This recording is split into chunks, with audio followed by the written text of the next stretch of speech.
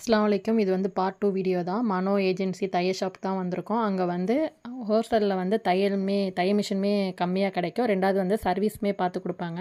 நம்மளுக்கு வந்து மிஷின் எதுவும் கம்ப்ளைண்ட்டா இருந்தாலுமே, அதுவுமே அவங்க சர்வீஸ் பண்ணி குடுப்பாங்க. உங்களுக்கு ஷாப்ப பார்த்தாலே தெரியும். நெறையா வந்து மிஷின் நெறையா இருக்கும்.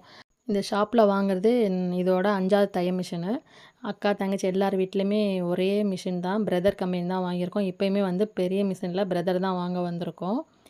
நம்ம வந்து ஃபஸ்ட்டு சொல்லிட்டோம். அவங்க வாங்கி ஃபிட் பண்ணிக்கிட்டு இருந்தாங்க. சரி நம்ம அந்த கேப்ல போயிட்டு மதியானம் சாப்பிட்டது ஒரு மாதிரியா ஹெவியா சாப்பிட்டோமா, சரி லெமன் டீ குடிக்கலான்னு சொல்லிட்டு ஐயங்காருக்கு போயிட்டு லெமன் டீ தான் வாங்கி குடிக்கலான்னு போனோம். ஒரு வழியா லெமன் டீயும் குடுத்துட்டாங்க. குடிச்சதுக்கப்புறம் தான் கொஞ்சம் ரிலீஃபா இருந்தது. பக்கத்திலேயே வந்து சாரா புர்கா ஷாப் இருந்தது.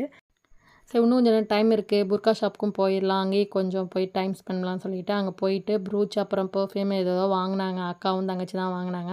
அதுக்கிடையில் என் தங்கச்சி இன்னும் தங்கச்சி ஃபோன் பண்ணி அவங்களுக்கு வந்து ப்ரூச்லாம் வேணும், அதுவும் வாங்கித்தாங்கன்னு சொல்லி கேட்டுட்டு இருந்தாங்க. வீடியோ காலில் அதையுமே பார்த்து அவங்க செலக்ட் பண்ணிகிட்டு இருந்தாங்க. நமக்கு எதுவும் வாங்குற வேலையெல்லாம் இல்லை. புர்காவும் ஏன்னா புர்காவும் இப்போ தான் ரீசெண்டாக எடுத்தோன்னு சொல்லிட்டு சும்மா கடையை மட்டும் சுற்றி பார்த்துட்டு இருந்தோம். கலெக்ஷனுமே நிறையாவே இருந்தது. பேங்கிள்ஸாக இருக்கட்டும், கிளிப் ஐட்டம் அந்த மாதிரி நிறையாவே, நெக்லஸ் ஐட்டம்லாம் நிறையாவே வச்சுருந்தாங்க. நியூ கலெக்ஷனாகவும் வச்சுருந்தாங்க. நிஷாலையும் சரி, சாராலையும் சரி கலெக்ஷன் வந்து எப்போவுமே நல்லாயிருக்கும். நியூ கலெக்ஷனாக இருக்கும். நம்ம சும்மா போனாலே எதாவது வாங்க தான் சொல்லுவோம். கண்டிப்பாக அங்கே எதாவது வாங்குற மாரி தான் இருக்கும். அந்த டைமில் தான் நம்மளுக்கு ஏதாவது இது வேணும், இது இல்லை சொல்லி வாங்குவோன்னு சொல்லிட்டு அப்படி தான் தோணும். நம்ம ஏன்னா அங்கே உள்ள கலெக்ஷன் அந்த மாதிரி இருக்கும். அதோட வந்து டைம் ஆயிடுச்சுன்னு சொல்லிட்டு பில் போட்டுட்டு அங்கே போனோடனே அவங்க வந்து தையல் மிஷினே ஃபிட் பண்ணிட்டாங்க. பைக்கில் வந்து பேக் சைடு வச்சு வந்து கட்டிக்கிட்டு இருந்தாங்க.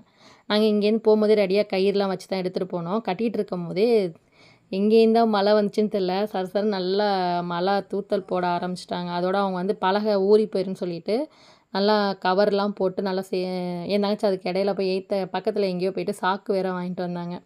அதையுமே வாங்கி நல்லா சேஃப்டியாக அந்த பையன் வந்து நல்லா சூப்பராக கட்டி கொடுத்துட்டாங்க.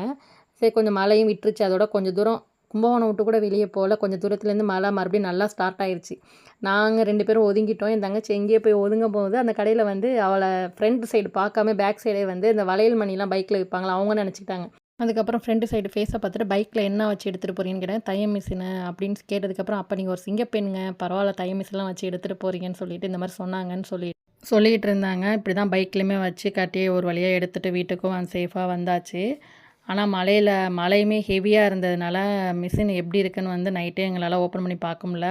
எப்படியோ ஓட்டிட்டு எடுத்துகிட்டு வந்தாச்சு. ஆனால் இறக்குறது ரொம்ப கஷ்டமாக இருந்துச்சு. வெயிட்டாகவும் இருந்ததா, தம்பி தான் ஃபஸ்ட்டு வந்து இறக்கி வச்சுட்டு காலைல தான் ஓப்பன் பண்ணி பார்த்தோம். அல்ஹம்துலில்லாஹ் சேஃபாகவும் இருந்தது. எதுவுமே ப்ராப்ளம் எதுவும் வரல. மழையில் எதுவும் நனையாமல் கொண்டு வந்துட்டோம்.